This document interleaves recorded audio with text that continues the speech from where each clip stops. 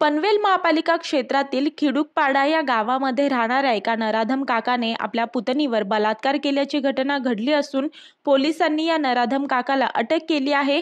हा नराधम काका पुतणीवर बालवयापासून लैंगिक अत्याचार करीत होता। काही महिन्यांपूर्वी पीडितेचा विवाह झाला। त्यानंतर या काकाने तिच्या पतीला तिचे व त्याचे जुने छायाचित्र पाठवल्याने पतीने त्या पीडितेला सोडून दिले।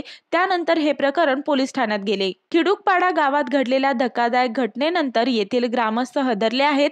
कळंबोली पोलीस ठाण्यात याबाबत पीडितेने दिलेल्या तक्रारीमध्ये पीडितेला मागील 8 वर्षांपासून 35 वर्षीय आदेश वसंत उलवेकर याने बालिका असल्याचा फायदा उचलून तिला पेयामध्ये गुंगीचे पदार्थ पाजून तिच्यावर अत्याचार केला। नात्याने काका असल्याने पीडिता त्यांच्या घराजवळच राहत होती। खिडूकपाडा गावातील काकाच्या घरी अनेकदा तसेच उसाटणे येथील साई किरण आणि खारघर येथील ऑरेंज लॉजवर वारंवार घेऊन जाऊन तिचे लैंगिक शोषण करण्यात आले। पीडितेचे नग्न अवस्थेमधील छायाचित्र या नराधम काकाने काढले। आदेश व पीडितेचे छायाचित्र त्याने तिच्या पतीला पाठवल्यानंतर पीडितेला तिच्या पतीने घरी पाठवले। सध्या पीडिता 18 वर्ष 6 महिन्यांची आहे। या घटनेची तक्रार कळंबोली पोलीस ठाण्याचे वरिष्ठ पोलीस निरीक्षक राजेंद्र कदम यांच्याकडे गेल्यानंतर तातडीने याबाबत बलात्कार आणि पोस्को कायद्याअंतर्गत गुन्हा नोंद करण्यात आला आहे। त्यानंतर बुधवारी रात्री आदेशला अटक देखील करण्यात आली आहे।